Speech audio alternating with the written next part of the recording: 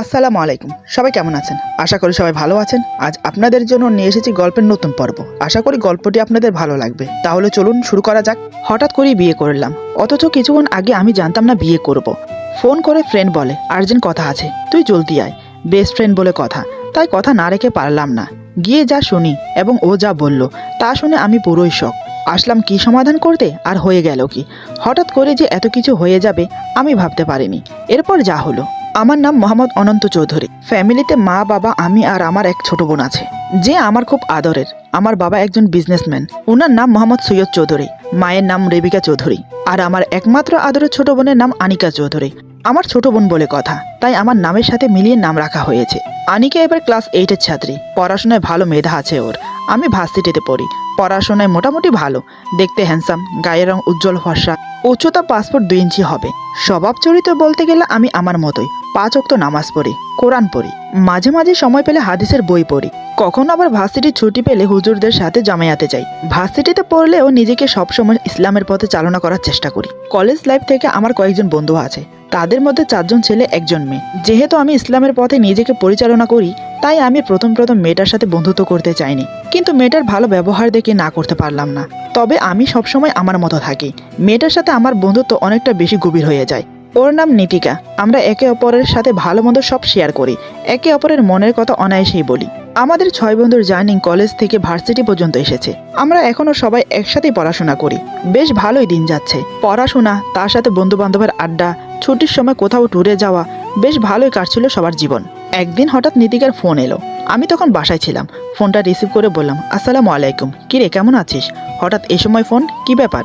নিতিকা বলে, ওয়ালাইকুম সালাম। তুই কোথায় আছিস? আমি বললাম, বাসায়। কেন? নিতিকা বলে, তুই আমার সাথে দেখা করতে পারবি এখন এই মুহূর্তে? তোর সাথে আমার আর্জেন্ট কিছু কথা আছে, খুবই গুরুত্বপূর্ণ কথা। আমি বললাম, কি হয়েছে? সব ঠিক আছে তো? নিতিকা বলে, কিছুই ঠিক নেই, তুই আমার সাথে দেখা কর বলছি। আমি বললাম, ঠিক আছে, আমাদের আড্ডার ওখানে চলে আয়, আমি আসছি। এই বলে ফোন কেটে দিলাম। তারপর রেডি হয়ে বেরিয়ে গেলাম। গিয়ে দেখি ও বসে আছে। আমি এগিয়ে গিয়ে বললাম, আসসালামু আলাইকুম। নিতিকা বলে, ওয়ালাইকুম সালাম, বস, কফি খাবি?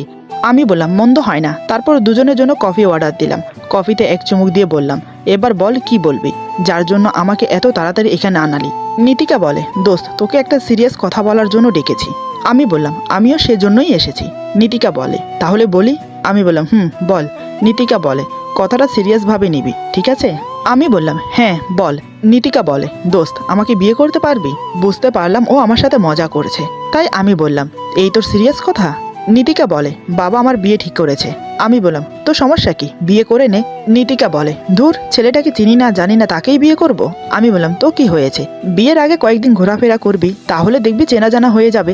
নিতিকা বলে, না রে দোস্ত, এত কম সময়ে চেনা জানা হয় না। তোকে তো আমি 4 বছর ধরে চিনি। তাছাড়া তোর সাথে যতটা মিশেছি অন্য কোনো ছেলের সাথে তেমন মিশিনি। আর অন্য কাউকে বিয়ে করলে তোর সাথে মিশতে পারবো না, তোর সাথে কথা বলতে পারবো না। তুই তো জানিস তোকে ছাড়া আমি এক মুহূর্ত থাকতে পারি না। তাই বলছি আমরা বিয়ে করে ফেলি। আমি বললাম, এটা সম্ভব না। নিতিকা বলে, কেন সম্ভব না? আমি বললাম, প্রথমত আমি তোকে সেই চোখে কখনোই দেখিনি। দ্বিতীয়ত আমি আলেম মেয়ে বিয়ে করব, যে বোরকা পরিধান করে, নেকাব পরে, নিজের ইজ্জতকে হেফাজত করে, 5 ওয়াক্ত নামাজ পড়ে, তেমন মেয়ে আমার পছন্দ। আর তাছাড়া এখন তোকে বিয়ে করে বাড়িতে নিয়ে গেলে বাবা বাড়ি থেকে বের করে দেবে। নিতিকা বলে, কেন? আমি বললাম, কারণ বাবা খুব রাগী। নিতিকা বলে, আর মা? আমি বললাম, মা খুব ভালো, মা কিছু বলবে না। নিতিকা বলে, তাহলে তো কোনো সমস্যা নেই, চল বিয়ে করে নেই। আমি বললাম, সমস্যা আছে, বাড়ি থেকে বের করে দিলে থাকবি কোথায়? নিতিকা বলে, আরে বাবাকে ঠিক আমি ম্যানেজ করে নিতে পারবো। আমি বললাম, সত্যি পারবি? নিতিকা বলে, পারবো, এখন চল। আমি বললাম, কোথায়? নিতিকা বলে, কেন, বিয়ে করবি না আমায়? আমি বললাম, দেখ, তুই আমার কথায় মনে কষ্ট নিস না। আমি একজন ফরেস্টগার্ড মেয়ে বিয়ে করতে চাই, যে আমার মনের মতো হবে। কিন্তু তুই সেরকম মেয়ে না, সব সময় ফিটিং কাপড় পরে চলাফেরা করিস, যার ফলে রাস্তার আশেপাশে সব লোক তোর দিকে তাকিয়ে থাকে। আমি তোকে কতবার বলেছি বোরখা পরিধান করতে, কিন্তু তুই আমার কথা শুনিসনি। আমি বেশি কথা বাড়াতে চাই না, তাই বলছি আমি তোকে বিয়ে করতে পারবো না। বুঝতে পারলাম নিতিকা আমার কথায় কষ্ট পেয়েছে। সে বলে, তুই আমাকে একটু আগে বললি না বাবার পছন্দের ছেলের সাথে কয়েকদিন ঘুরে ফিরে ভালো করে জেনে শুনে নিতে, তার মানে নিজের মতো করে বানিয়ে নিতে বলেছিস, তাই তো? আমি বললাম, হ্যাঁ তাই তো বললাম। নিতিকা বলে, তাহলে তুই আমাকে বিয়ে করে তোর মতো করে বানিয়ে নিতে পারবি না? যেমন মেয়ে তোর পছন্দ ঠিক তেমন ভাবে আমাকে গড়ে নিবি। আমি বললাম, কিন্তু তা হয় না, কারণ আমি তোকে নিয়ে কখনো ওই ধরনের কিছু ভেবে দেখিনি। নিতিকা বলে, তখন ভাবিসনি, বুঝলাম, কিন্তু এখন থেকে ভাবতে পারিস। এখন থেকে ভাবতে অসুবিধা কোথায়? আমি বললাম, দেখ, আমি পারবো না। নীতিকা আমার হাত ধরে বলে, প্লিজ দোস্ত, আজকে সন্ধ্যায় ছেলেপক্ষ আমাকে আংটি পরাতে আসবে। আমি বললাম, তো ভালো কথা, যে জায়গায় তোর মা বাবা পছন্দ করেছে ছেলেকে সে জায়গায় তোর বিয়ে করা উচিত। আর এমনিতেও তুই আর আমি বিয়ে করে নিলে তোর মা বাবা কখনোই মেনে নেবে না। নীতিকা বলে, একবার বিয়ে হয়ে যেতে দে, তখন দেখবি এমনি এমনি মেনে নেবে। চল না দোস্ত, আমরা বিয়ে করে নেই। আমি বললাম, কিন্তু। নীতিকা বলে, আবার কিসের কিন্তু? বললাম তো বিয়েটা হয়ে যেতে দে, তুই যেভাবে বলবি আমি সেভাবে চলবো, তোর মনের মতো হয়ে উঠবো, কথা দিচ্ছি। আমি নিজের হাত ছাড়িয়ে নিয়ে বললাম, যাকে এই 4 বছর ধরে শুধরাতে পারলাম না তাকে নাকি বিয়ের পর শুধরাতে পারবো। একটা প্রবাদ আছে জানিস, কুকুরের লেজ এমনিতে কিন্তু বেঁকা। তাকে সোজা করার জন্য যদি 12 বছরও কোনো পাইপের ভিতরে ঢুকিয়ে রাখিস, 12 বছর পর বের করে সেই বেঁকাই দেখবি, সেটি আর সোজা হয় না। এবার বুঝতে পারলি কি বোঝাতে চাইলাম? তাই আমাকে প্যারা দিস না, এখন সোজা বাসায় যা, বাসায় গিয়ে রেডি হয়ে নে। কিছুক্ষণ পর ছেলের পক্ষ আসবে তোকে আংটি পরাতে। যেতে পারবি তো বাসায়? না, আমি দিয়ে আসবো। এতক্ষণ আমি মোবাইলের দিকে তাকিয়ে কথাগুলো বলছিলাম। আমি খেয়াল করিনি আমার কথাগুলো শুনে ও কান্না করছে। যখন দেখলাম ওর থেকে কোনো উত্তর পাচ্ছি না, তখনই আমার নজর গেল ওর দিকে। আমি একটু অবাক হয়ে বললাম, আরে আরে, তুই কাঁদছিস কেন? দেখ, কান্নাকাটি করে কোনো লাভ নেই, যা বলছি তা শোন। নীতিকা বলে, কেঁদে কোনো লাভ নেই তাই না? তাহলে আমি মরে তোদের সবাইকে উদ্ধার করে দিয়ে যাব। এই বলে উঠে রাস্তার দিকে দৌড় লাগালো। হঠাৎ ওর আচরণ দেখে আমি ভেবাচাকা খেয়ে যাই, এই মেয়ে কোনো অঘটন না ঘটিয়ে ফেলে। আমিও বসে না থেকে ওর পিছে পিছে দৌড় লাগালাম। কিছু দূর গিয়ে ধরে ফেলি। নীতিকা কান্না করতে করতে বলে, আমাকে ধরেছিস কেন? ছাড় বলছি। তুই যখন আমাকে বিয়ে করবি না তাহলে আমি নিজেকেই শেষ করে ফেলবো। আমি ওকে শান্ত করার চেষ্টা করলাম, কিন্তু না, সে কোনোভাবে শান্ত হতে চাচ্ছে না। মেজাজটা খুব খারাপ হয়ে গেল। আশেপাশের লোক আমাদের তামাশা দেখছে। আমি কষে একটা থাপ্পড় মারলাম। এবার স্থির হয়ে দাঁড়িয়েছে। সত্যি, মানুষ সত্যি বলে, সোজা হাতে ঘি না উঠলে আঙ্গুল ব্যাকা করো।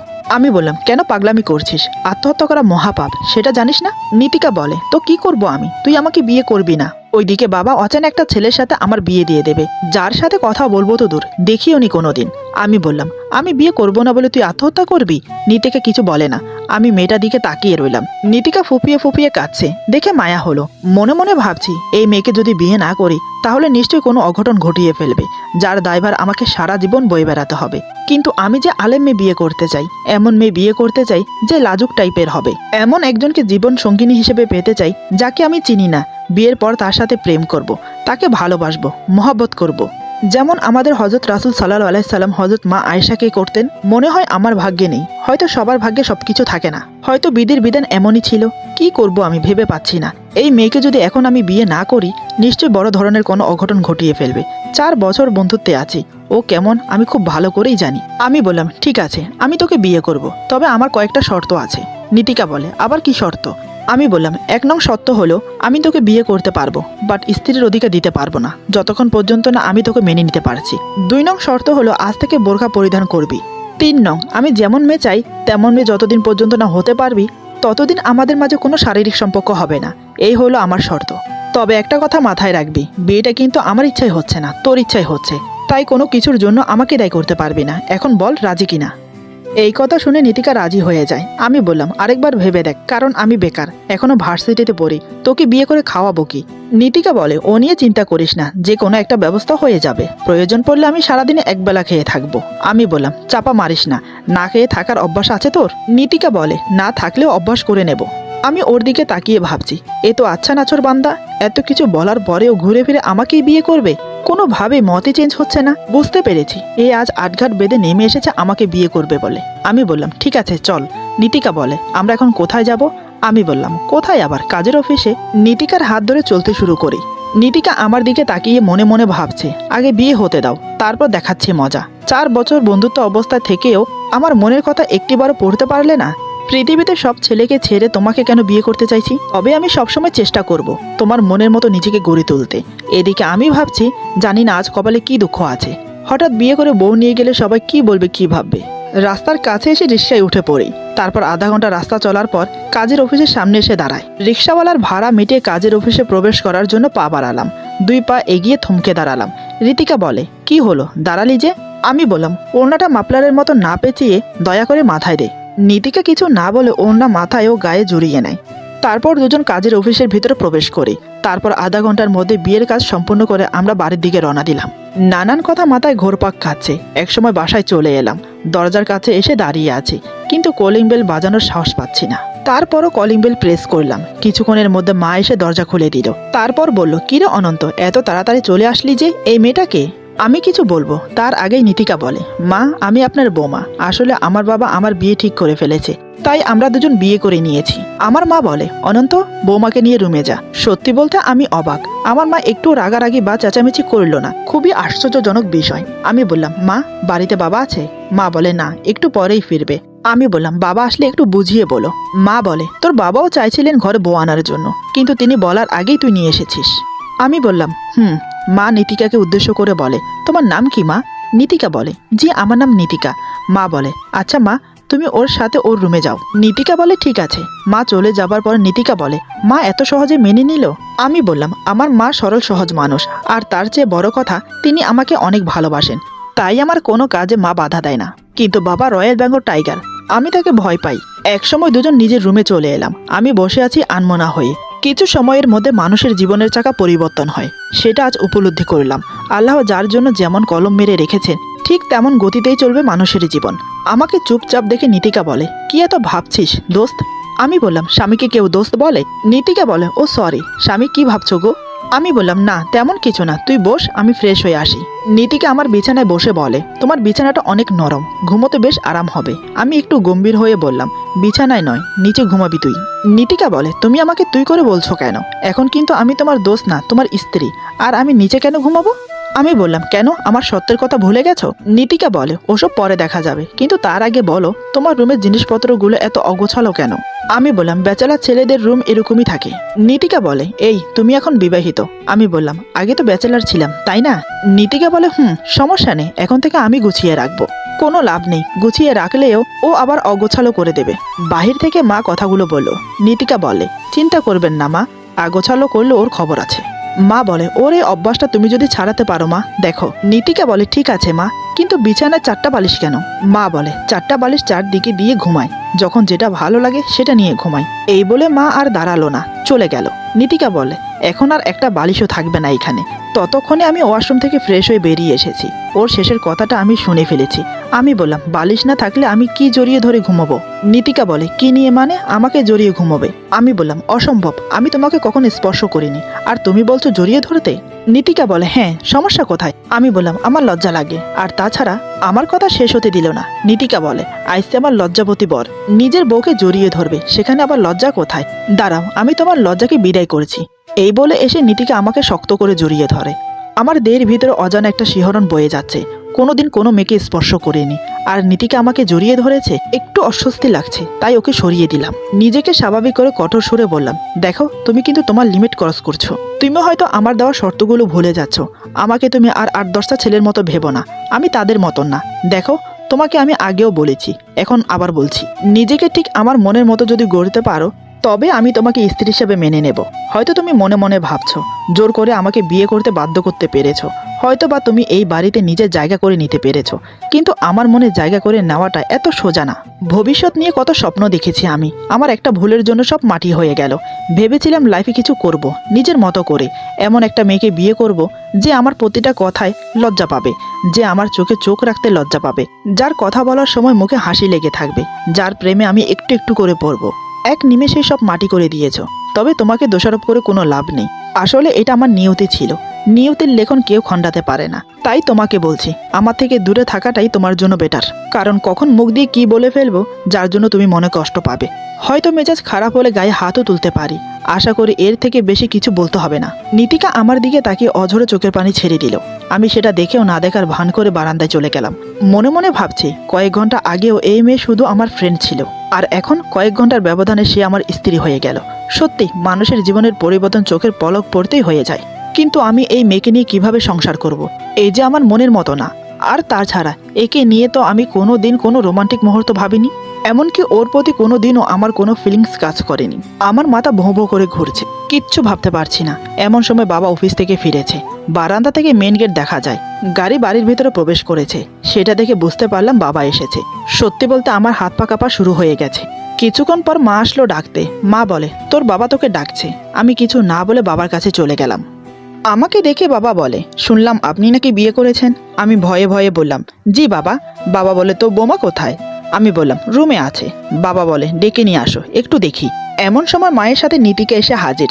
মা বলে, তোমার শ্বশুর, যাও সালাম করো। নীতিকা কোনো কথা না বলে সোজা গিয়ে বাবাকে সালাম করে।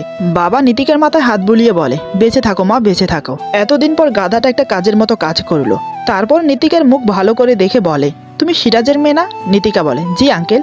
আপনি সৈয়দ আঙ্কেল না? বাবা বলে, হ্যাঁ রে মা, তুই এই গাধাটাকে ভালোবাসিস আগে বলবি না, তাহলে তো আমি বিয়ের প্রস্তাব নিয়ে যেতাম। নীতিকা বলে, আসলে আঙ্কেল বাবা আমার বিয়ে ঠিক করে ফেলেছে অন্য জায়গায়, তাই বাধ্য হয়ে আমরা নিজেরা বিয়ে করে ফেলি। বাবা বলে, তুই কোনো চিন্তা করিস না মা, আমি তোর বাবার সাথে কথা বলে তোদের বিয়ে আবার ধুমধাম করে দেব।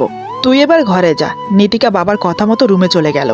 তারপর বাবা আমাকে উদ্দেশ্য করে বলে, এই যে নবাবজাদা, এবার তো বিয়ে করেছেন, এবার কি আপনার সম্মতি হবে অফিসে জয়েন করা, নাকি এখনো পড়াশোনা করবেন?